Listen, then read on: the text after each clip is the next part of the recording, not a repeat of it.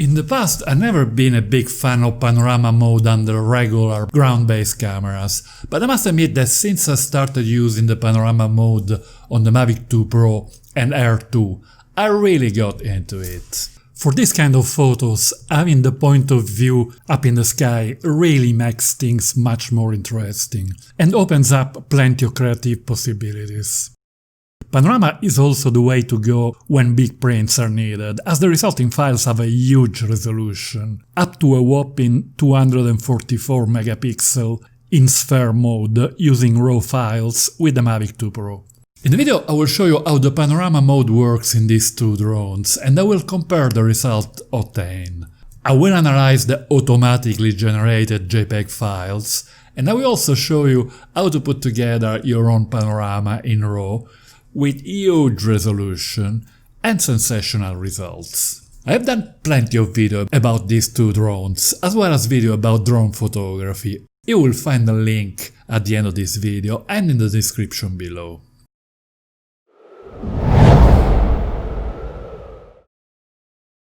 With the Mavic Air 2, to find the panorama mode, we access the photo and video menu, and we need to scroll down in the menu to the right until the last icon. We can then access the sub-menu to the left with the choice of sphere, 180 degree, wide angle and vertical. Let's choose sphere and hit the shutter icon. The drone takes 23 photos in rapid succession. Between each shot the camera tilts down and up, and the drone rotates in order to optimize the shots. As you can see in this sphere mode, it will perform a whole 360 movement. Under the shutter, a number indicates the progression of the work done in percentage. Note that after taking the shots, the drone is still busy for a few seconds, stitching the images together, in order to produce an automatic panorama in JPEG format. After choosing the panorama mode and before hitting the shutter, we can go to the camera menu and choose whether we want to save a file for each individual photo. Luckily, we can choose the format, JPEG or RAW. Please note that this menu is context sensitive. In other words, when we are in panorama mode, the option we choose will apply only to panorama. I know, it's a bit confusing. I strongly suggest keeping the individual files as RAW. I will explain why later in this video. The other pano modes work in a similar way, but a smaller amount of photos will be taken. 21 shots for the 180 degree, 9 shots for wide angle, and 3 shots for vertical. While exposing, there is something specific to drone panoramas to consider. In sphere and 180 degree, the sun will be in the shot practically all the time, so there is a very high risk of overexposing. It is better to shoot panorama photos near sunset or sunrise, or with the sun behind clouds. In any case, it is very important to expose manually for the brightest part of the image, as nothing can be done to fix burnt highlights, while it is in most cases possible to lift the shadows, especially if using RAW files and stitching them manually.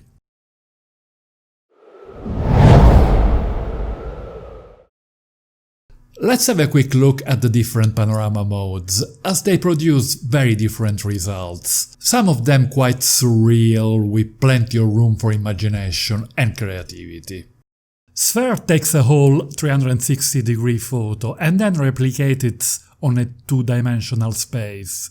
So there is of course plenty of distortion, and the proportion of the elements in the scene is modified. This gives an element of surprise and at times a surreal look, which can be really interesting, if you're looking for creativity. I really like this mode. I suggest trying more than one shot for the same scene, pointing the camera in a different direction, as the result can be very different from what it is expected.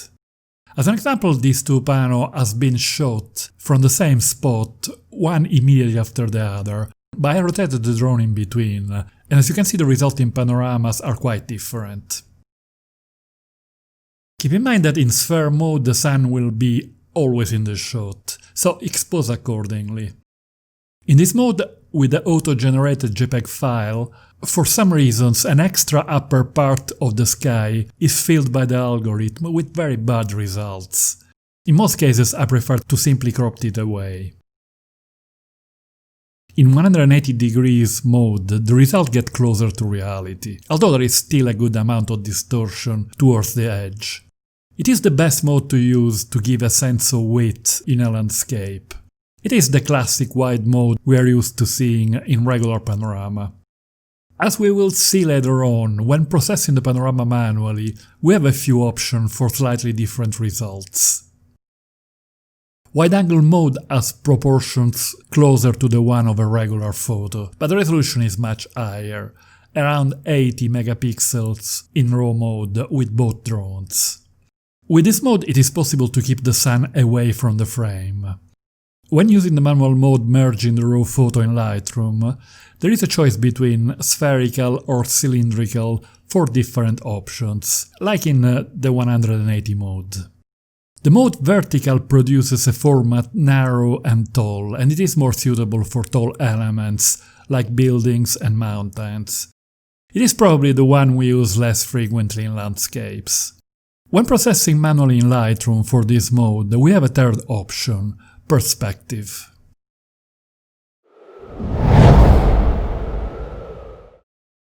In general, I'm not a big fan of auto-generated files, especially if they are in JPEG.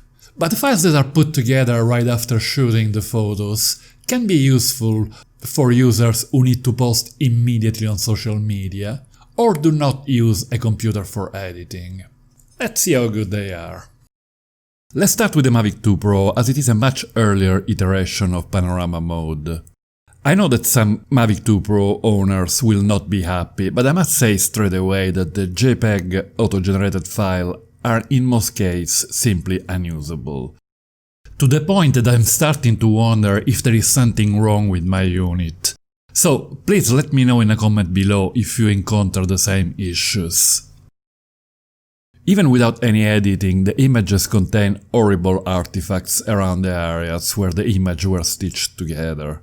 The more dynamic range in the scene, the worse the artifacts. If we color grade the photo, things get much worse. The good news is there is frankly no need to use the pre-processed file with the Mavic 2 Pro. By saving the photos in RAW and assembling them in Lightroom or other software, we obtain huge RAW files of excellent quality, as we will see later. Most Mavic 2 Pro users are professional or semi-professional, and they are anyway accustomed to post-processing their images, so they don't need an auto-panel mode producing JPEG files. Moving to the Air 2, we can immediately notice that the algorithm has been hugely improved, as the results are in most cases extremely good, considering that these are all JPEG files. They can even take a good dose of post-processing without blinking. The files generated are quite big, ranging from 25 to 50 megapixels according to the mode. As you can see, the details are quite stunning. Very well done. I did a stress test and took some pano under the worst possible conditions. A very bad overcast day with total white in the sky. In this situation where trying to color grade, some artifacts and chromatic noise are evident in the sky. But I was being unfair, and in most situations the auto-generated files of the Air 2 are a thing of beauty.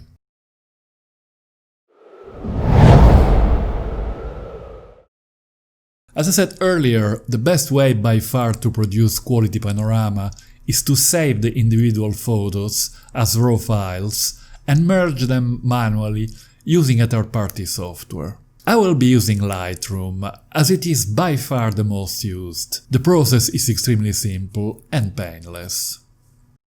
After shooting panoramas, the files will be saved in individual folders inside the folder named Panorama, which is inside the file DCIM.